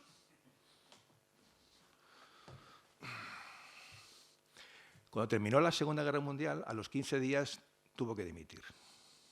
El gran héroe tuvo que dimitir a los 15 días. Y le dijo el rey Jorge, estate un poquito más con un gobierno de coalición hasta que salgan las elecciones y salga un nuevo primer ministro, que salió Attlee, un gran primer ministro, por cierto, poco conocido, que fue el que después estuvo en la conferencia de Potsdam de verdad.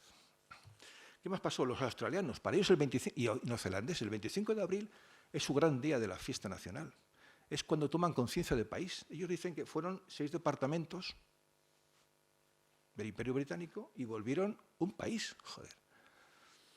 Ahí tomaron conciencia de la hermandad, tomaron conciencia de que eran una nación, de que eran todos juntos, una verdadera nación, tanto australianos como neozelandeses. Y cuando volvieron, pues surge ahí Australia y surge Nueva Zelanda como ya naciones, ¿no? Naciones ya, bueno, pues ya lo habéis visto. Y ellos celebran el 25 de abril como su gran día de la fiesta nacional. Fue su bautismo de fuego como país, como países. Fue una gran derrota para ellos, un gran desastre, pero ellos lo celebran como bueno, pues eso, como su día que les hizo tomar conciencia de país. Claro, los rusos se quedaron ya sin el paso de los Dardanelos y el Bósforo, con lo cual ya no les llegaba suministros. Suministros ya por ningún lado, por el norte tampoco. Oriente queda muy lejos. Estaban además los japoneses, complicado. ¿Qué pasa? La gran hambruna. Vino la gran hambruna, el segundo ejército dice que yo me voy de aquí, me vuelvo para Rusia, para la madre Rusia. Los turcos abajo quieren seguir yendo a Bakú, los rusos ya superados, los alemanes facilitan la llegada allí del señor Lenin y por la Revolución Rusa. Y los turcos, pues surgió la figura de Mustafa Kemal, donde ven que el imperio turco como tal no tiene ya viabilidad, hay que construir una república moderna, y él es el constructor, el gran arquitecto de la República Moderna de Turquía, y él empezó a coger su prestigio aquí, en Galípoli. Y esto es todo. Un poco más os puedo decir. Ya cualquier cosa, pues estoy a vuestra disposición.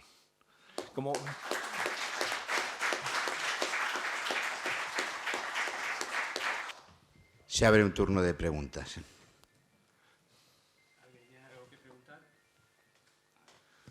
¿Alguna pregunta? Sí, hay 3.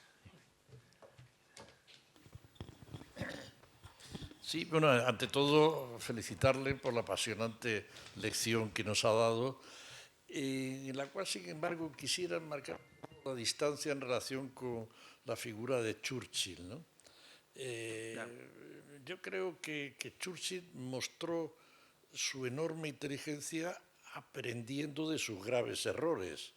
Es decir, había aprendido primero en Cuba, en la guerra con España, había aprendido en Sudáfrica, heroicamente, dicho sea de paso, porque fue detenido y se fugó andando durante una semana, Sí, una sí. barbaridad de tiempo. También podemos hablar de eso, sí. Y ahí también, y desde luego, desde el punto de vista estratégico militar, y metiéndome en un campo del cual yo soy muy lejano aficionado y probablemente muy erróneo, él tuvo durante la Segunda Guerra Mundial una lucidez en las estrategias militares y en las decisiones que adoptó antes o después de beber whisky, eso es otro tema, pero desde luego una lucidez en las tomas de decisiones estratégicas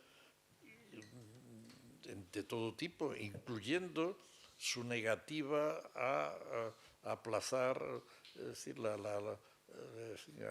su deseo de que los americanos, por ejemplo, fue una de las claras divergencias que tuvo con los americanos, que presionados probablemente por lobbies soviéticos en la Casa Blanca, impusieron que las fuerzas militares que se habían paseado por toda Italia pararan sus avances y las mandaran a Oriente a luchar contra Japón, que de no haber hecho eso hubieran sido los americanos los que hubieran liberado toda Europa.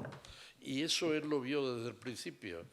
Y también podemos hablar de su posición en relación con la propia Guerra Civil Española, que fue de una lucidez tremenda y explícita en sus argumentos, como se han puesto de relieve esos documentos. Es decir, yo le tengo bastante admiración. Sí. Querría matizar. A mí lo de aprender de los errores, sí, bien, pero cuando los errores cuestan 57.000 vidas de chavales, pues hombre, es un poco caro, ¿no? Es un poco caro aprender de eso, ¿no? Porque nos estamos olvidando que son 57.000 chavales, 57.000 familias. No es que estaban ahí muertos. 57.000, se dice pronto. Son 57.000 vidas muertas ahí, inútilmente. ¿Porque qué se consiguió en los Dardanelos? Inútilmente murieron. Murieron por nada, más que por su ambición. Porque él sí quería llevarse el triunfo y seguir metiendo más y más y más. Hubieran sido más. Menos mal que llegó Monro, que Monro sí le echó narices al tema. Poco conocido por la gente, pero un gran general.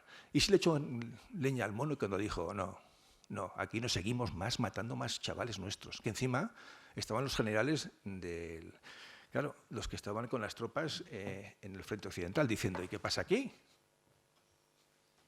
¿Por qué no vienen aquí? ¿Me estáis hablando que tenéis ahí 15 divisiones?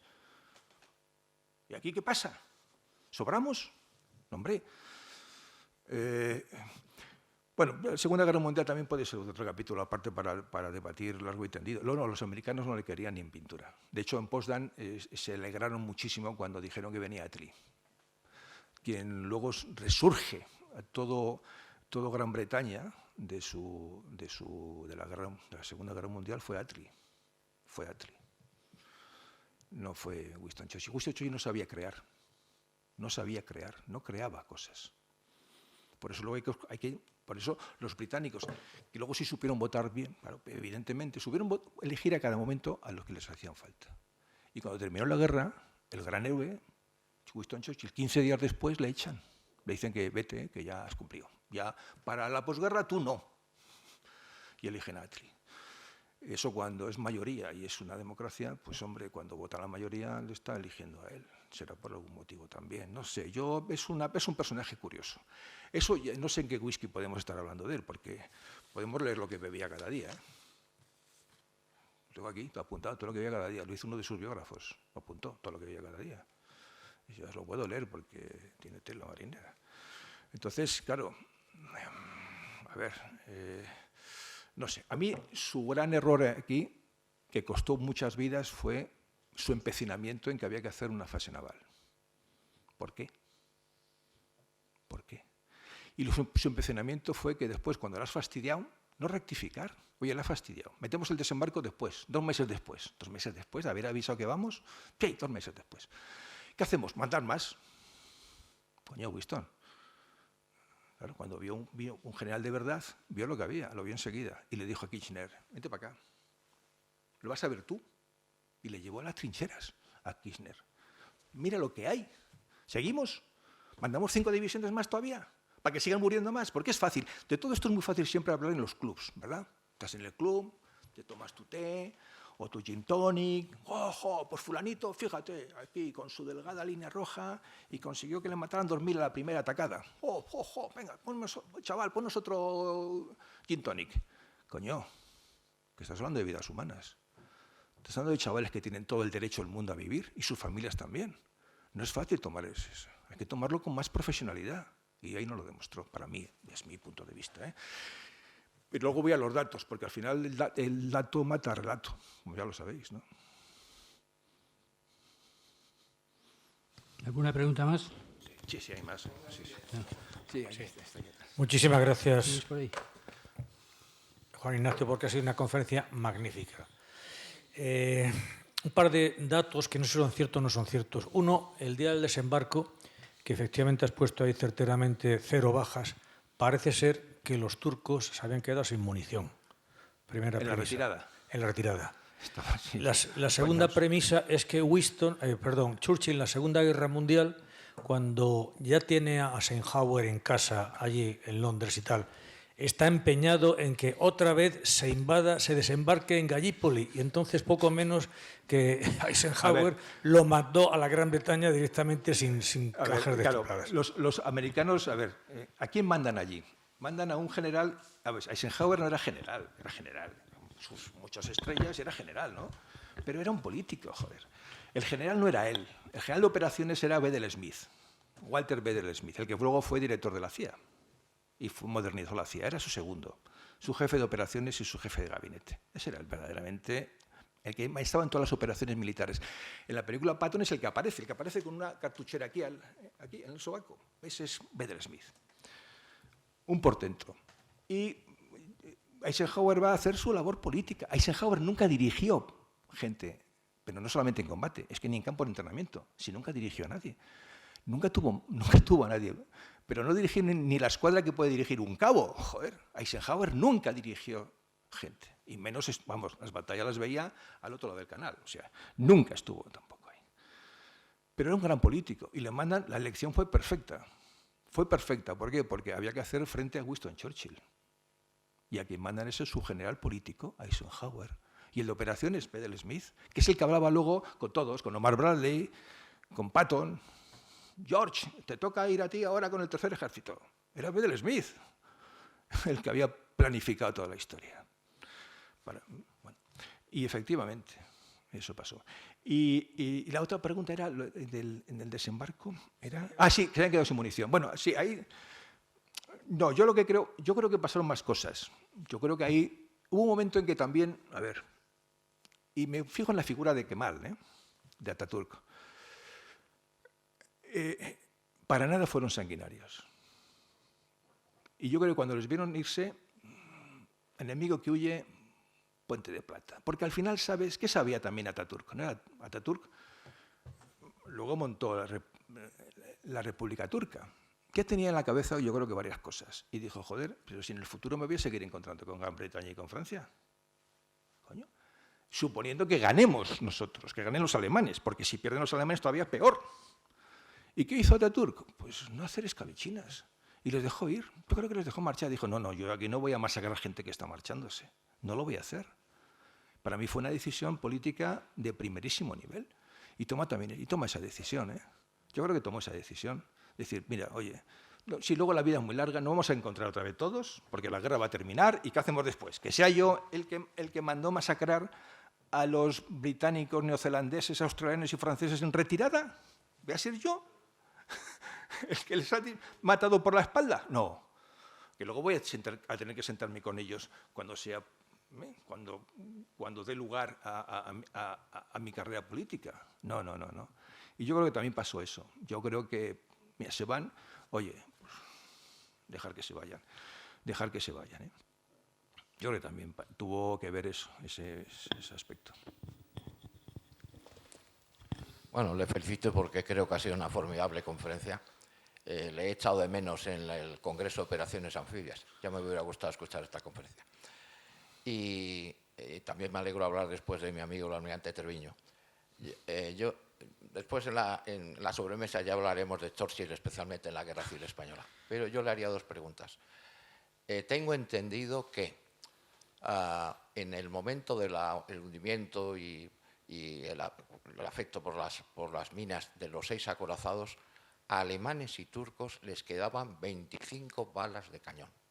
Sí. Eso no lo sabían. Si fuerzan, Sí. ya triunfan. Y Sí. después, Claro. la segunda cuestión, lo que usted ha explicado muy perdón. bien del tema de los irlandeses. La mayoría de los australianos son emigrantes irlandeses, en muchos casos deportados. Y ellos se lamentaban, dicen, ¿qué les hemos hecho a los ingleses que nos mandan a los sitios peores? A los Dardanelos en la Primera Guerra Mundial y a Tobruk en la Segunda. O sea que este ensañamiento de los ingleses con australianos e irlandeses no creo que sea casual. De hecho, estamos diciendo que meten a los Anzac, les meten arriba, se equivocan de playa, hombre, que no lo harían adrede, por supuesto que no, pero tampoco pusieron empeño en hacerlo bien. Es decir, tampoco supervisaron como quien debiera hacerlo de Estado Mayor, tampoco supervisó las operaciones como debiera, para asegurar dónde tenían que desembarcar las tropas. Total, son australianos, ¿no? Bueno. Y lo otro del estrecho, sí es verdad, pero aún así, aunque hubieran forzado, ¿vale? Porque de Roben fue el que discutió con su jefe de Estado Mayor, que era el capitán de navío al mando del Queen Elizabeth, y que insistía en ir al día siguiente. Y de Roben dice que ni hablar, que no, que prefiere llamar a Hamilton y pasarle el testigo a él. Siempre se dijo eso, que pueden haber forzado. De todas formas, si lo hubieran forzado, ¿qué hubiera pasado? ¿Nada? ¿Se hubieran ido luego al estrecho del Bósforo? ¿Y qué? Es decir, que las tropas siguen estando allí. Es decir, ¿no va a volver a pasar por allí ningún barco mercante en camino de Rusia? Porque estaban también las baterías móviles, estaba todo... Mira, solamente un minador. Y muy cochambroso, joder. Fue el que puso las minas antes del 18 de marzo. El que se hundió a 3 acorazados y dejó pastillas otros 3. Un minador que no era del otro mundo, y solamente lo hizo. Es decir, el estrecho iba a seguir estando bloqueado, aunque hubieran pasado. ¿Y qué hubieran hecho? ¿Pasas y qué? ¿Y luego qué haces? Pues vuelves. ¿Qué vas a hacer allí, en el Mar de Mármara y en el Mar Negro? Tus acorazados que te hacían falta aquí. Aquí los vas a tener ahí metidos. Tienen que volver otra vez. Vuelve otra vez. Venga, pues el minador en una noche te pone otras rastras de minas, a otros 6 a calcártelos. Si eso se discutió. Y fue lo que de Roben a mí me pareció una decisión acertada cuando dijo, mira, ¿por qué vamos a pasar? ¿Pasamos y qué? ¿Y qué hacemos? Volver. Y no van a poder pasar ningún mercante, porque con que pongan una de las baterías móviles que tengan, al mercante se lo cargan. Y con que se carguen a un mercante, han bloqueado ya, porque los demás van a decir que no pasa o que por ahí no pasan. Fue un debate que hubo ahí, sí, y de Roben se impuso y dijo que ni hablar, que para atrás, que había que hacerlo como había que haberlo hecho desde el principio, que ese fue el error. El principio, el 19 de febrero, sí, ahí llegas a Cabo Geles, como se llegó, bombardeas Cabo Geles, y en lugar de mandar tropas embarcadas que tenías, joder, hacerse los desembarcos, coño. Metes ahí las 3 divisiones que tenías y las 2 australianas, joder. Ahí sí, porque ahí sí hubieras podido coger por sorpresa a los turcos. Pero Winston y Kitchener decían que no, que había que hacer el tema naval.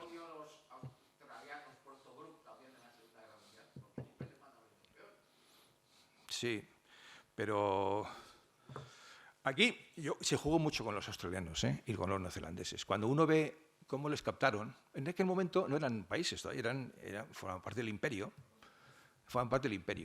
Y uno ve cómo les mintieron. Voy a haber encontrado algún cartel de los que sacaron para los chavales, para cómo les tomaban el pelo.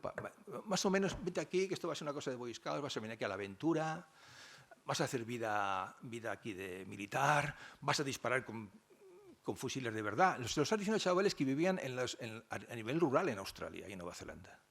Y estaban encantados. Joder, coño, me van a dar un rifle de verdad. Ellos tenían, fíjate lo que tenían allí. Y me van a dar un rifle de verdad. Y encima vamos a hacer vida militar, vida de Boy Scout. Joder, y encima voy a conocer tierras. les engañaban a todos, les tomaban el pelo. Cuando luego estuvieron allí, por eso toman ellos conciencia ahí de país y dicen, oye, vamos a ver, esto no se han tomado el pelo estos británicos. Nosotros somos país y somos un verdadero país. Y lo que siempre se dijo, fue la frase que se dijo, fueron 6 departamentos territoriales y regresó un país.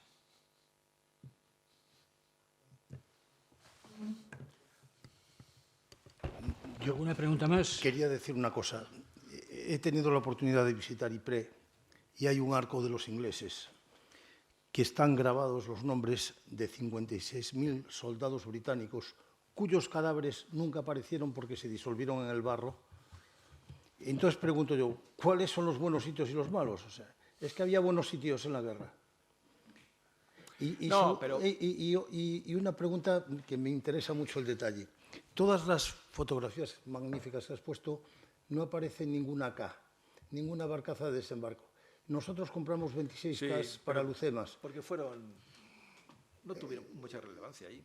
Por eso luego les tienen No, pero es que me extraña mucho, se cogen para Lucemas. porque en 1762, cuando el desembarco de los ingleses en La Habana, ya habían fabricado unos lanchones de fondo plano especiales. Y entonces me extraña que todos fuesen lanchones es que no clásicos. Había. Es que lo que te estoy diciendo, casi todas las fotos son así como las que has visto. Yo no he quitado ninguna que apareciera en lanchones, no he quitado ninguna. Lo que aparece es lo que has visto. Es lo que sacan ellos bueno, por eso te estoy diciendo, porque si hubieran sido lanchones, pues hubieran tenido más posibilidades. Pero cuando tú estás metiendo... No, bueno, lanchones yo le llamo a lo que he visto aquí en las fotos. Son lanchones de remos grandes. Perdón, no, yo hablo a los de desembarco, o sea, a los de las planchas. Sí. Porque aquí lo que estás viendo son, que llegan 1000 tíos juntos, los Lancashire, por ejemplo, es un ejemplo, ¿no? Y 150 tíos enfrente, 150, 3 secciones, al mando de un teniente, 3 secciones, 150 tíos con ametralladoras y se cargan a 600 en la primera atacada. No, eso no tiene discusión. Entonces, ¿por qué? Porque iban todos juntos, porque les llevabas todos así. ¿Has visto las fotos cómo iban los lanchones? Todos iban seguidos, todos uno tras otro. Eso se llama un desembarco administrativo. Y luego lo que tú decías, sí, pero yo lo que voy son a las muertes inútiles. Es decir, yo entiendo lo que pasó en el frente occidental, porque unos defendían su tierra, Francia, otros defendían el que no fuese su Hamas, Gran Bretaña, y otros defendían el conquistar y ganar la guerra, los alemanes. Entonces, claro, lo entiendo. Pero aquí, ¿qué ganancia hubo? ¿Qué ganancia tuvieron aquí los británicos? ¿Qué ganancia hubo aquí? ¿Por qué vas a matar 57.000 tíos? ¿Para qué? ¿Para nada? Porque fue para nada. Mandaron regimientos indios con traje de verano al Marne. Sí, y fueron los Gurkhas, y son los únicos que llegaron arriba. Y encima luego les bombardeamos. ¿Por qué? Porque también se dio cuenta, aquí también surgió otro tema, y surge el tema del mando único. Porque aquí, claro, ¿qué pasó? Que Stofo dice que lo a su bola. Brigood le seguía, el australiano, le seguía un poco al Hamilton, pero bueno, no del todo. Él también tenía su autonomía. Al final había 3 mandos, y cada uno hacía su vida. Y se dijo, no, aquí tiene que haber siempre un mando único. Mando único, tema clave para el futuro. Yo creo que fue una gran lección. Tiene que ser ya la última, porque si no, los No se echan. del catering ya Bien, vamos. será la última entonces esta. En el lanchón de barco, lo hemos hablado con el sabio José María Núñez Blanco, hay un precursor en el invento que es Blanco Núñez, que es el virrey García Álvarez Toledo. Lo que es la tabla de desembarco es un protector para los hombres que van detrás. España lo aprende muy bien en el desembarco de Lucemas. No hacemos el desembarco donde tienen los 125 cañones. Lo hacemos donde no se esperan. La unidad de élite del CRIM está en la alegría de que han conquistado la más importante de los legionarios franceses. O sea que aprendimos de esta lección y utilizamos mucho mejor estos lanchones. Yo voy a revisar Galípoli esta noche de Osprey y he visto en el pie de foto que usted cita a Despertaferro. No sé si Despertaferro... Sí, es una de las fotos. Pero vamos, yo creo, como don José María, que los lanchones se usaron. Es una de las Quizás no se usaron. Y España los usó bien. Pero de todas formas me da igual lo que... Vamos a ver, si en el fondo... Porque en el fondo significado muy poco. De hecho, además, los lanchones vienen aquí a Gibraltar y los cogen aquí para lucemas. Y siempre se dijo que los lanchones de allí, no, pero allí fundamentalmente no fueron esos lanchones, fueron estas barcazas que hemos visto. Y esta fue, cuando hemos visto llegar la primera oleada, hay una foto de la primera oleada con los Lancashire y con los fusileros irlandeses, que van llegando 5 motores de estos con una ristra detrás, fueron 5 filas fueron todos. Y eso fue la primera oleada que llegó. Esa es la foto de la primera oleada.